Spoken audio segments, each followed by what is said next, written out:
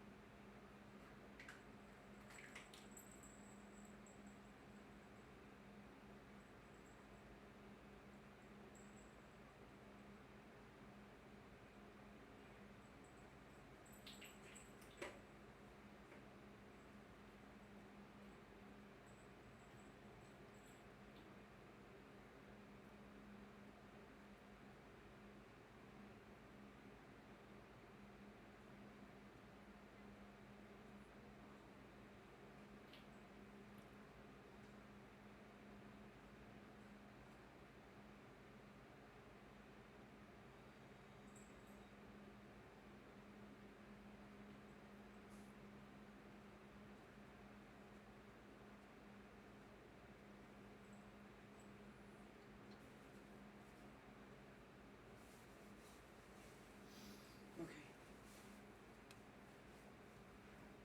Eyebrows have been placed on. You're not ready yet, are you? What? What'd I do? I was just looking at your.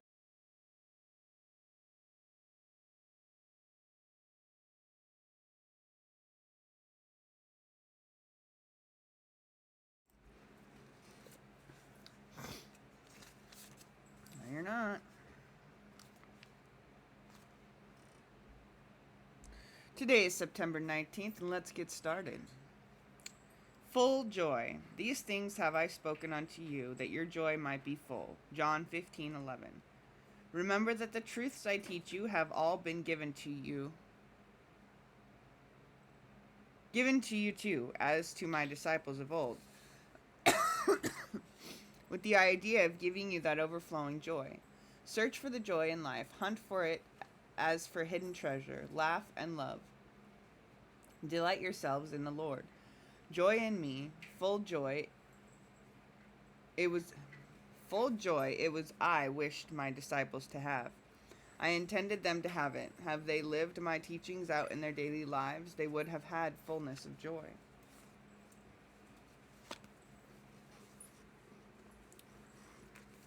Sorry, it's going to be a quick one this morning because I got babies early. I got to babysit at 8 this morning instead of 9. So, it's going to be a quick sesh. September 19th.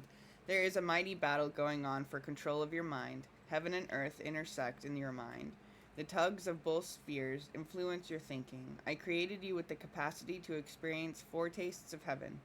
When you shut out the world and focus on my presence, you can enjoy sitting with me in heavenly realms. This is an incredible privilege reserved for precious ones who belong to me and seek my face. Your greatest strength is your desire to spend time communing with me. As you concentrate on me, my spirit fills your mind with life and peace. The world exerts a downward pull on your thoughts. Media bombards you with greed, lust, and cynicism. When you face these things, pray for protection and discernment. Stay in continual communication with me whenever you walk through the wastelands of this world. Refuse to worry, because this form of worldliness will weigh you down and block awareness of my presence. Stay alert, recognizing the battle being waged against your mind. Look forward to an eternity of strife-free living, reserved for you in heaven.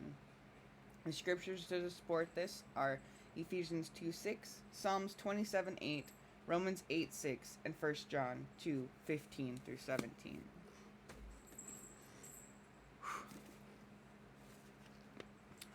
Daily Stoic. Flexibility of the will. Remember that to change your mind and to follow someone's correction are consistent with the free will. For the action is yours alone, to fulfill its purpose in keeping with your impulse and judgment, and yes, with your intelligence. Marcus Aurelius, Meditations 8.16. When you set your mind to a task, do you always follow through? It's an impressive feat if you do, but don't let yourself become a prisoner of that kind of determination. That asset might become a liability someday. Conditions change, new facts come in, circumstances arise.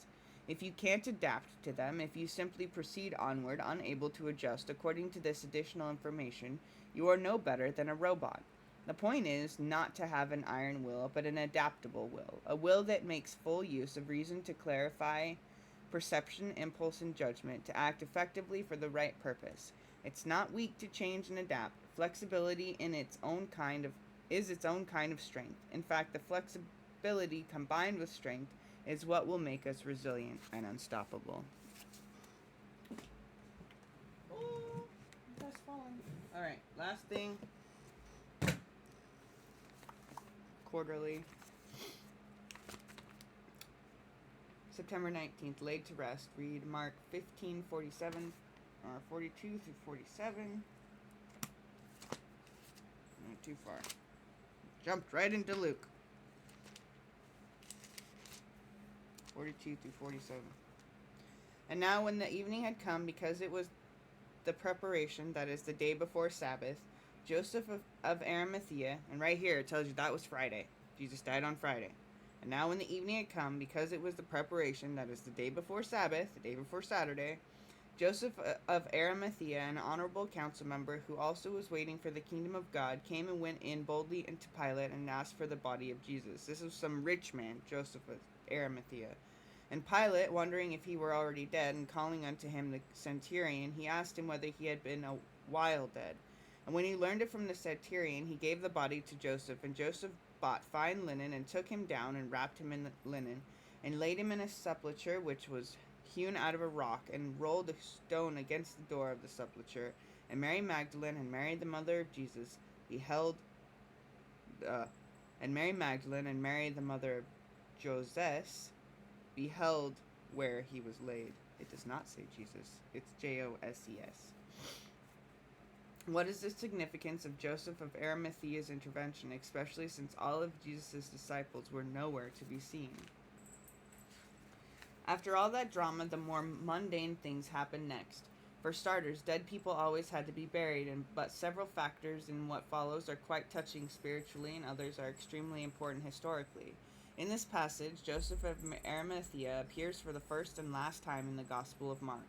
He was a respected member of the Sanhedrin. Not only was he rich, but he was in high council and one of the urban elites. As a wealthy and respected man, he had standing with the governor, which explains how he could dare approach Pilate and ask for the body of Jesus.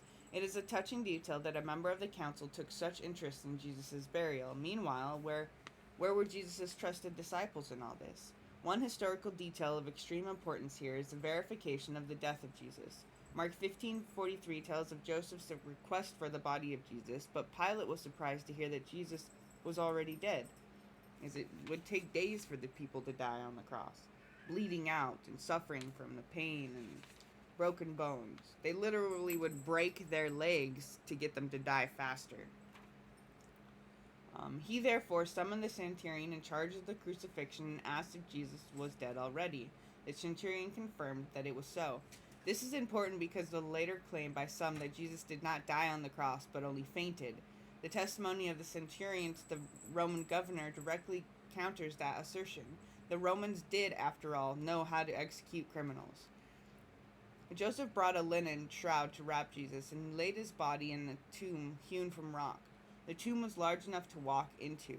Along with Joseph, the gospel writer notes two women who saw the location, Mary Magdalene and Mary, the mother of Joses. These two, along with Salome, watched the crucifixion from a distance. All three will go to the tomb on Sunday morning with the intention to complete their work of embalming Jesus. Why the reference to these three women? They will be the witnesses to the empty tomb in Mark 16, and thus are important witnesses of the resurrection of Jesus. How ironic that Jesus' followers are missing in action, while a member of the Sanhedrin, the very body that condemned Jesus, becomes the hero here. How can we be sure that in crucial times we are not missing in action either? Well, just stick to following what we're told to do. Sanhedrin were told by Jesus what to do, and they still didn't listen. Like, God came to the earth and said, look, I'm right in front of you and I'm telling you what to do, and they still didn't listen. That's our biggest problem today, is people don't want to listen. And with that, I have to end this stream early today because, like I said, I got early babysitting to do this morning. Hope you all had a wonderful evening and your day is blessed. Enjoy. This is the way. Peace be with you.